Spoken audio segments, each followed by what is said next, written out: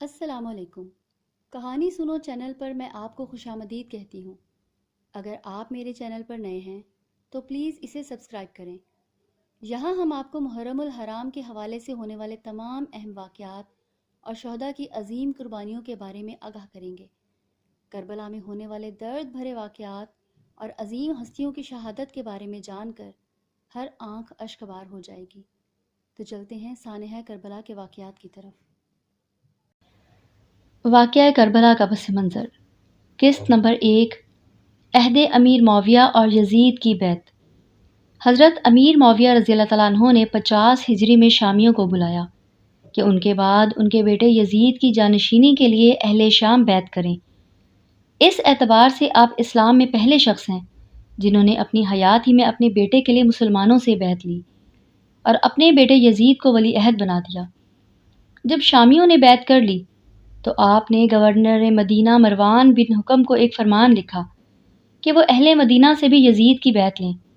چنانچہ مروان بن حکم نے مدینہ منورہ میں خطبہ دیتے ہوئے کہا، مجھے امیر المومنین حضرت امیر معاویہ کی طرف سے حکم ملا ہے کہ میں ان کے بیٹے یزید کے لیے آپ لوگوں سے حضرت ابوبکر صدیق اور حضرت عمر فاروق رضی اللہ تعالیٰ عنہ کی سنت پر بیعت لوں، جیسا کہ ان کے عہد میں نامزدگی کا طریقہ رائج تھا۔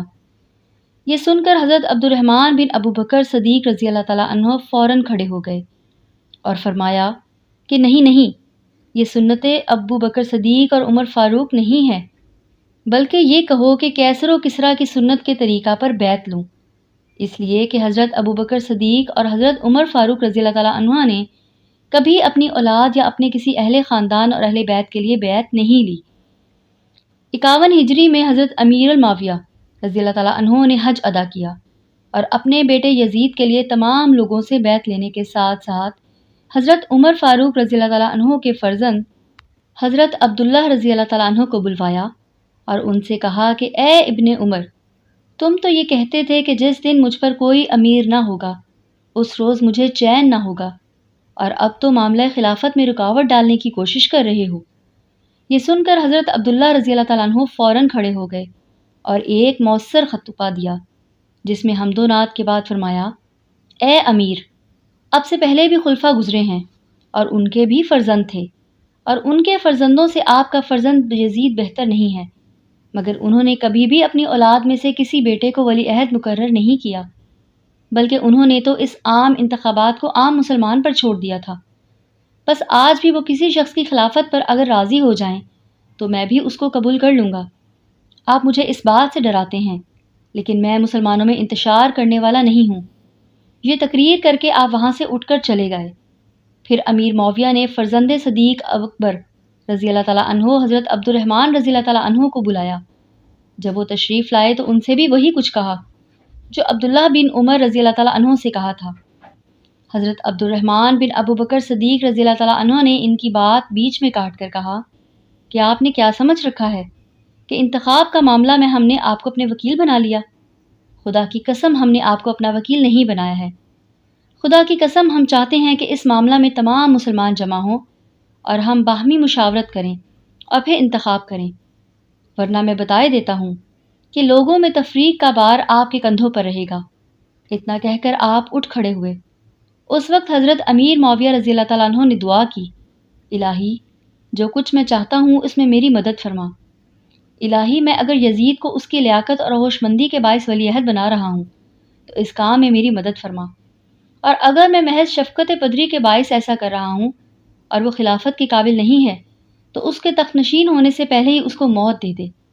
پھر حضرت ابن ابو بکر صدیق سے فرمایا کہ تم سختی سے کام مت لو، ذرا نرمی کا رویہ اختیار کرو، کہیں اہل شام کو اس بات کو نہ پہنچا دینا، کیونکہ میں ڈرتا ہوں کہ کہیں اہل شام سبقت کر کے آپ سے بیعت نہ کر لیں۔ آپ کچھ صبر کریں تاکہ میں رات کو ان کو اطلاع دے دوں کہ تم نے یزید سے بیعت کر لی ہے، اس کے بعد تم سے جو بن پڑے وہ کر گزرنا۔ اس کے بعد حضرت امیر معاویہ نے حضرت عبداللہ بن زبیر رضی اللہ تعالیٰ عنہ کو بلایا اور ان سے کہا کہ اے ابن زبیر، تم ایک شاطر لومڑی کی طرح ہو جو ایک بل سے نکل کر جھٹ سے دوسرے بل میں جا گھستی ہے۔ تم نے ہی ابن عمر اور ابن ابو بکر کے کانوں میں کچھ پھونک دیا ہے اور انہیں بھڑکا دیا ہے۔ وہ کسی دوسرے شخص کی بیعت پر تیار کر رکھا ہے۔ حضرت ابن زبیر رضی اللہ تعالیٰ عنہ نے یہ سن کر کہا، اگر آپ کا دل خلافت سے بھر گیا ہے یا آپ اپنی خلافت سے بیزار ہیں تو پھر اس تخت خلافت کو ترک کیوں نہیں کر دیتے تاکہ ہم آپ کے بیٹے ہی سے بیعت کر لیں؟ ذرا آپ سوچئے کہ اگر اس کی بھی بیعت کر لیں تو پھر ہم کس کی سنیں اور کس کی بات مانیں؟ کیونکہ آن واحد میں یا ایک وقت میں دو بادشاہوں کی تو بیعت نہیں ہو سکتی۔ یہ کہہ کر آپ بھی واپس آ گئے۔ ان حضرات کے چلے جانے کے بعد حضرت امیر معاویہ رضی اللہ تعالیٰ عنہ ممبر پر تشریف لائے اور حمد و نعت کے بعد کہا کہ میں نے کجرو لوگوں کی باتوں کو سنا ہے۔ ان کی باتوں سے ظاہر ہے کہ وہ یعنی ابن عمر، ابن ابو بکر اور ابن زبیر یزید کی بیعت کبھی نہیں کریں گے، حالانکہ وہ تینوں یزید کی بیعت کر چکے ہیں اور اس کی اطاعت قبول کر لی ہے۔ یہ سن کر اہل شام نے کہا کہ خدا کی قسم، وہ لوگ جب تک ہمارے سامنے یزید کی بیعت نہ کریں گے ہم اس بات کو نہیں مانیں گے، اور اگر انہوں نے ہمارے سامنے ایسا نہیں کیا تو پھر ہم ان تینوں کے سر اڑا دیں گے۔ یہ سن کر امیر معاویہ نے کہا کہ واہ واہ، قریش کی شان میں ایسی گستاخانہ باتیں، آج کے بعد میں تمہاری زبان سے ایسی باتیں نہ سنوں۔ یہ کہہ کر آپ ممبر سے نیچے اتر آئے۔ اس واقعہ کے بعد لوگوں میں مشہور ہو گیا کہ ابن عمر، ابن ابو بکر اور ابن زبیر نے یزید سے بیعت کر لی، حالانکہ یہ تینوں حضرت برابر اس بات سے انکار کرتے رہے۔ حج سے فراغت کے بعد حضرت امیر معاویہ شام واپس چلے آئے۔ اس کے بعد امیر معاویہ رضی اللہ تعالیٰ عنہ اکثر بیمار رہے اور ماہ رجب 60 ہجری میں آپ کا انتقال ہو گیا۔ حضرت امیر معاویہ کی وفات کے بعد یزید تخت نشین ہوا تو اس کو سب سے پہلے یہ فکر لاحق ہو گئی کہ جن لوگوں نے اس کی بیعت نہیں کی انہیں اپنی بیعت پر مجبور کرے۔ چنانچہ اس نے اپنی بیعت لینے کے لیے اطراف کے تمام ممالک میں خطوط اور حکم نامے روانہ کیے۔ اس نے عامل مدینہ ولید بن عتبہ کو خط لکھا جس میں اپنے والد کی وفات کی اطلاع اور لکھا کہ ہر خاص و عام سے میری بیعت لو، اور حسین بن علی، عبداللہ بن عمر اور عبداللہ بن زبیر سے پہلے بیعت لو، اور جب تک ان سے بیعت نہ لے لو انہیں اپنے پاس سے جانے کی اجازت نہ دو اور تشدد اختیار کرو، مہلت نہ دو۔ جب یزید کا خط ولید کے پاس پہنچا تو وہ گھبرایا اور فوراً اس نے ایک شخص کو بھیج کر مروان بن حکم کو جو ولید سے پہلے مدینہ کا گورنر تھا بلایا اور یزید کا خط رکھا اور اس سے مشورہ طلب کیا۔ یہاں ایک بات بتا دینا ضروری ہے کہ مروان بن حکم وہ شخص ہے کہ جب اس کی پیدائش ہوئی اور حضور صلی اللہ علیہ وآلہ وسلم کی خدمت میں کوئی چیز نرم کر کے کھلانے کے لیے بلایا گیا تو حضور صلی اللہ علیہ وآلہ وسلم نے فرمایا، یہ گرگٹ کا بیٹا گرگٹ ہے، یہ بھی کہ ملون بن ملون ہے۔ چنانچہ جب مدینہ منورہ کے گورنر ولید نے مروان سے مشورہ لیا تو اس نے کہا کہ ان تینوں کو فوراً اسی وقت بلاؤ اور ان سے بیعت کے لیے کہو، اگر وہ بیعت کر لیں تو بہتر ہے ورنہ ان تینوں کو قتل کر دو۔ اس مشورہ کے بعد گورنر مدینہ ولید نے ابن عبداللہ بن عثمان نامی ایک نوعمر لڑکے کے ذریعے ان تینوں حضرات کو بلا بھیجا۔ یہ حضرات اسی وقت مسجد میں تھے۔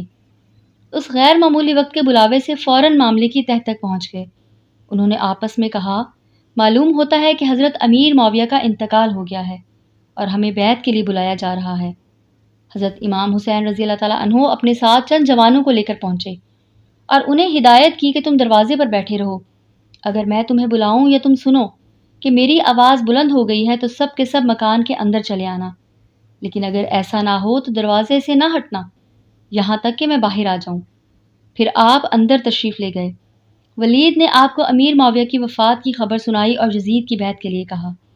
حضرت امام حسین نے انا للہ و انا الیہ راجعون پڑھا اور فرمایا کہ میرے جیسا آدمی چھپ کر بیعت نہیں کر سکتا اور نہ میرے لیے اس طرح کی بیعت کرنا مناسب ہے، آپ باہر نکل کر لوگوں سے بیعت کے لیے کہیں۔ ولید امن اور صلح پسند آدمی تھا۔ اس نے کہا، اچھا آپ تشریف لے جائیں۔ جب آپ تشریف لے جانے لگے تو مروان نے بہت برہم ہو کر ولید سے کہا، اگر تم نے اس وقت ان کو جانے دیا اور بیعت نہ لی تو پھر ان پر قابو نہ پا سکو گے، اگر بیعت کر لیں تو خیر ورنہ قتل کر دو۔ امام حسین رضی اللہ تعالیٰ عنہ یہ سن کر کھڑے ہو گئے اور فرمایا، کیا تو مجھے قتل کرے گا یا یہ کریں گے؟ خدا کی قسم تو جھوٹا اور کمینہ ہے۔ یہ کہہ کر آپ تشریف لے آئے۔ مروان نے ولید سے کہا کہ تم نے میری بات نہ مانی، خدا کی قسم تم ان پر قابو نہ پا سکو گے، یہ بہترین موقع تھا کہ تم ان کو قتل کر دیتے۔ ولید نے کہا کہ تم پر افسوس کہ تم مجھے ایسا مشورہ دے رہے ہو جس سے میرے دین کی تباہی ہے۔ میں کیا نواسۂ رسول صلی اللہ علیہ وآلہ وسلم کو صرف اس وجہ سے قتل کر دیتا کہ انہوں نے یزید کی بیعت نہیں کی قسم ہے رب ذوالجلال کی، اگر مجھے ساری دنیا کا مال و متاع مل جائے تو بھی میں ان کے خون سے اپنے ہاتھوں کو آلودہ ہرگز نہیں کر سکتا۔ اور واللہ میں تو سمجھا ہوں کہ قیامت کے دن جس شخص سے خون حسین کے بارے میں سوال کیا جائے گا وہ خدا کے سامنے خفیف المیزان ٹھہرے گا۔ مروان نے کہا کہ اگر تمہاری یہی رائے ہے تو ٹھیک ہے، یہ اس نے صرف ظاہر میں کہا ہے، ورنہ دل سے تو وہ ولید کا دشمن بن گیا ہے۔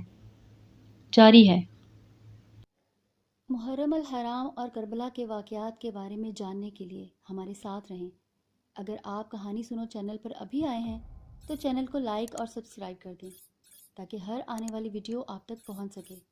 کامنٹ سیکشن میں اپنی قیمتی رائے کا اظہار ضرور کریں۔